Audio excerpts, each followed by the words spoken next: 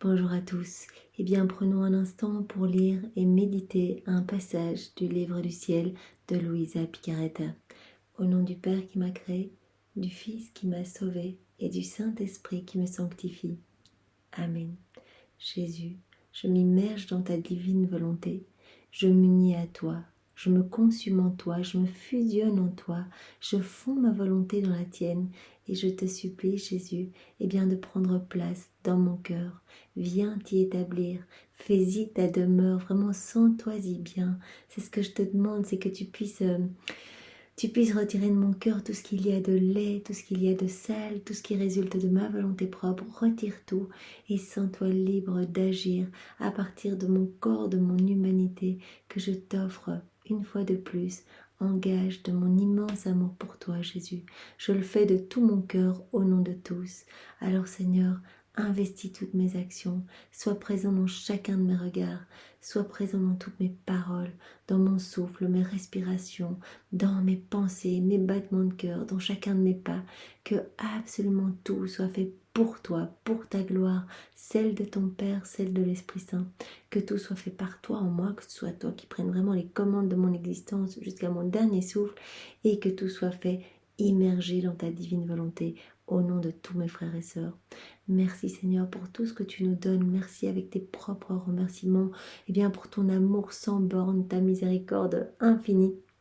Merci pour ce cadeau de la vie dans la divine volonté. Merci de nous le donner et de nous amener jour après jour un peu plus loin.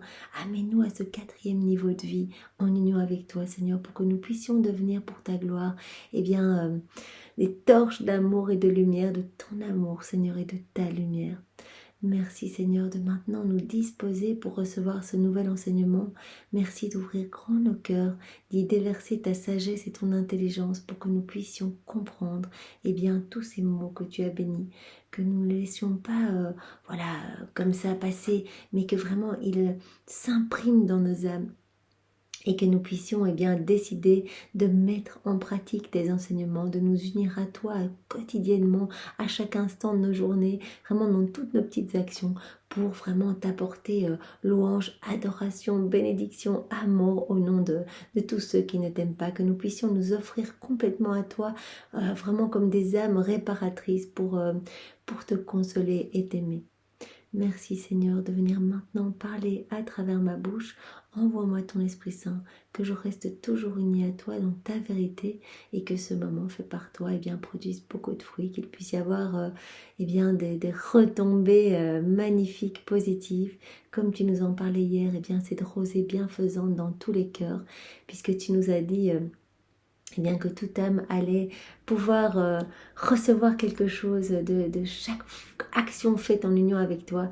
Alors voilà, nous sommes totalement unis à toi et nous te supplions de venir toi-même méditer en nous. Le passage que nous allons voir est celui du 6 décembre 1925 dans le volume 18. C'est Luisa qui parle. Je faisais intérieurement mes actes habituels dans la divine volonté, en embrassant toute la création et en faisant mien tous les actes des créatures. C'est ça qu'elle fait, toujours ses rondes. Là, on voit depuis quelques jours, Luisa, elle se fusionne dans la divine volonté, elle vient placer ses je t'aime partout, dans chaque élément créé, elle vient réparer toutes les paroles, les pensées, les regards, les pas des créatures pour les reconnecter à la divine volonté en les plongeant dans cet acte unique et éternel d'amour. C'est ce qu'elle fait continuellement. Avec mon faible amour, je rends des grâces à mon Dieu pour tout ce qu'il a réalisé dans la création. Donc elle place également non seulement ses je t'aime, mais également ses merci. Elle rend grâce au nom de tous. Une pensée me vint à l'esprit. Tu mets beaucoup de temps à prier de cette manière. Mais quel bien fais-tu vraiment? Et quelle gloire donnes-tu à ton Dieu? Elle se dit, toutes ces rondes finalement, est-ce que ça rend gloire à Dieu? Alors bougeant en moi, mon doux Jésus étendit le bras, étreignit toutes les choses et toutes les créatures. Puis, les élevant, il les offrit à son Père. Ensuite, il me dit, « Ma fille, une personne qui vit véritablement dans ma volonté a dans le tréfonds de son âme toutes les créatures et toutes les choses. » Ça, nous le savons, si nous nous immergeons dans la divine volonté, il y a tout dans la divine volonté. Donc, on va avoir en nous, comme dit Jésus ici, dans le tréfonds de notre âme, on va pouvoir avoir toutes les créatures et toutes les choses. Si on se plonge dans la divine volonté, là dans la divine volonté, il y a tout. Et donc on va pouvoir mettre nos je t'aime partout, réparer pour tous, etc. En effet, par sa vie dans ma volonté, l'âme qui s'abandonne entre mes mains possède tout ce que ma volonté a fait et fera. Et elle aime comme j'aime. Donc, au plus on va se plonger dans la divine volonté, au plus on va ressembler à Jésus et on va aimer avec son amour à lui. Par conséquent, je trouve en cette âme les cieux étoilés, le soleil éblouissant, les vastes mers, les prairies fleuries, etc. Et il est juste que circulant au sein de toutes ces choses, elle dépose sur chacune un baiser et y estampille un je t'aime à l'adresse de celui qui les a créées avec tant d'amour et en si grande abondance. Bien, notre amour pour Jésus va grandir de plus en plus. Au plus on va avoir de connaissances, au plus on va vouloir faire des actes dans la divine volonté, au plus on va réparer, au plus on va faire des rondes. Et c'est normal que si on s'immerge dans la divine volonté, il y a toute la création, on va se rendre compte, les écailles de nos yeux vont tomber, on va se rendre compte de la beauté de chaque élément créé, de l'amour de Dieu qui se situe partout en nous, dans chacun de nos battements de cœur, dans chacun de nous, et on va vouloir remercier et aimer avec l'amour même de Jésus. Et comme la véritable vie dans ma volonté embrasse tout, il y a en cette personne le saint Adam, dans l'état où il est sorti de mes mains créatrices. Et il y a aussi l'Adam coupable, humilié et en larmes. Il y a tout dans la divine volonté. Donc on va enclore en notre âme, dans le tréfonds de notre âme, et bien aussi Adam innocent, donc avant la chute, tous les actes qu'il a faits, magnifiques, qui rendaient gloire à Dieu, etc. Mais il y aura aussi l'Adam triste et coupable, l'Adam qui vient de chuter. Ainsi, la personne qui vit dans ma volonté va être liée à Adam dans son état de sainteté et se joignant à ses actes innocents et saints, elle peut me rendre gloire et faire sourire de nouveau toute la création.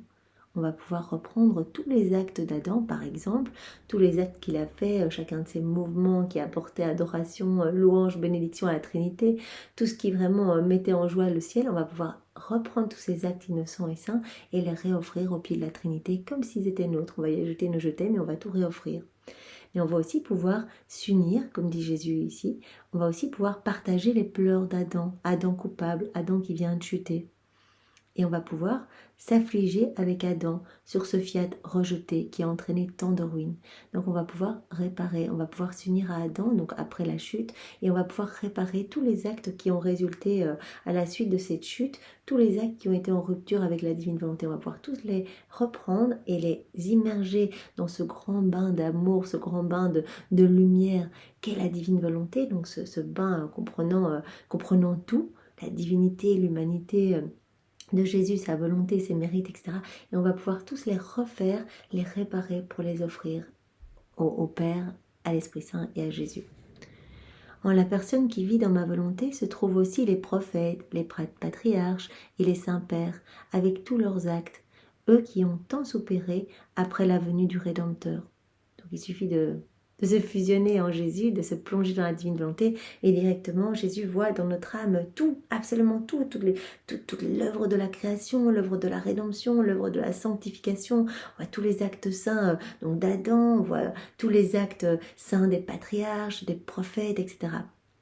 Donc on va pouvoir chaque fois tout réoffrir et tout ce qu'il y a de laid, tout ce qu'il y a de déconnecté de la divine volonté, on va pouvoir le réparer. Voilà. Cette personne va pouvoir s'associer à leurs soupirs, tous les soupirs des prophètes qui ont tellement attendu le Rédempteur. Il se trouve aussi en elle mon inséparable maman et ma propre personne avec tous leurs actes, desquels ont découlé tant de prodiges. On va pouvoir réoffrir tous les actes de la Vierge Marie, depuis sa conception jusqu'à son Assomption. On va pouvoir reprendre tout son amour, ses baisers, son affection, ses mots, tout ce qu'elle a accompli dans la divine volonté. On va pouvoir tout réoffrir. On peut tout faire nôtre et ajouter nos je t'aime et tout réoffrir au Père, à Jésus et à l'Esprit Saint. On pourra reprendre également tout ce que Jésus a accompli lors de la seconde 1 de son incarnation jusqu'à sa mort. On peut tout reprendre, récapituler toute sa vie et réoffrir tout au pied de la Trinité, au nom de tous, en réparation pour tous nos péchés. En somme, je veux que l'âme qui vit dans ma divine volonté participe à toutes mes choses, passées, présentes et futures. Il est juste et nécessaire que toutes ces choses soient inséparables d'elle. Si je ne les trouve pas en elle, c'est qu'elle ne vit pas totalement dans ma volonté et qu'elle ne peut me donner des retours d'amour pour tout ce qui m'appartient. Donc Jésus attend des retours d'amour pour tout en fait, pour chaque élément de la création, pour voilà, chaque soupir des prophètes, pour chaque acte de sa maman, pour chaque acte que lui a accompli sur la terre dans sa divine volonté. Tout, il attend des retours d'amour, et donc l'âme qui vit dans la divine volonté va pouvoir tout enclore et payer ce retour d'amour et de gloire à la Trinité au nom de tous les hommes. Ne l'ai-je pas créé pour qu'elle soit un petit monde et un petit Dieu? Voilà. Voilà pourquoi je ne cesse de te répéter que la vie dans ma volonté n'est pas encore connue. Pourquoi je t'enseigne tant de choses et pourquoi j'agrandis ta capacité pour que tous mes biens puissent entrer en toi. Donc voilà, c'est pour... À chaque nouvelle connaissance, en fait, Jésus élargit notre capacité à recevoir, à aimer, à enclore, eh bien, tous les biens de la création, de la rédemption, de la sanctification, etc. Donc vraiment, notre âme va vraiment grandir et on va pouvoir recevoir de plus en plus de biens de la divine volonté. Voilà, à chaque fois, à chaque connaissance, on reçoit une plus grande capacité pour recevoir tous les biens que Jésus veut nous donner. Je veux des retours d'amour pour tout ce qui provient de moi. Je ne peux tolérer qu'une personne qui vit dans ma volonté ne connaisse pas toutes mes choses, ne les aime pas et ne les possède pas. Autrement, comment pourrait-on parler du grand prodige de la vie dans ma volonté? Il dit que c'est vraiment le prodige des prodiges, ça enclôt tout, et donc vraiment il faut qu'on se donne sans condition, sans limite, sans restriction. Offrons-nous au Seigneur, abandonnons-nous entre ses mains, et il va vraiment travailler notre âme au point de vraiment dilater notre âme pour pouvoir y déverser tous les biens qu'il veut donner aux hommes, pour que nous puissions les recevoir, y mettre nos je t'aime dessus et payer ce retour d'amour à la Trinité au nom de tous nos frères et sœurs. Ensuite, mon doux Jésus devint silencieux et je commençai à déambuler dans la divine volonté. Oh, comme j'aurais voulu poser un baiser d'amour et de reconnaissance sur toutes les choses créées et imprimer un je t'aime sur tous les actes de sa volonté, afin de pouvoir m'en emparer et d'en faire une couronne pour Jésus en moi. Alors je vis le ciel, tout étoilé, et mon aimable Jésus me dit, « Ma fille, regarde le ciel, quel ordre, quelle harmonie, aucune étoile ne peut être sans l'autre, l'une soutient l'autre, l'une est la force de l'autre. Si que cela n'arrive jamais, une seule étoile quittait sa place, il surviendrait une telle confusion, un tel désordre, qu'il y aurait danger que tout s'écroule. » Donc Jésus montre à Louisa combien dans l'univers tout est harmonie, combien dans la création tout a sa place. Chaque élément est à sa place et garde sa place. Elle est régie par le souffle divin. Elle obéit à la divine volonté. S'il y avait un élément de la création qui commençait à quitter la divine volonté, ce serait vraiment le chaos et tout risquerait de s'écrouler.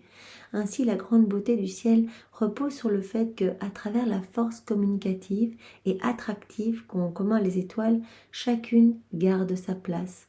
Et toutes, plus que l'électricité, demeurent en suspens et liées entre elles.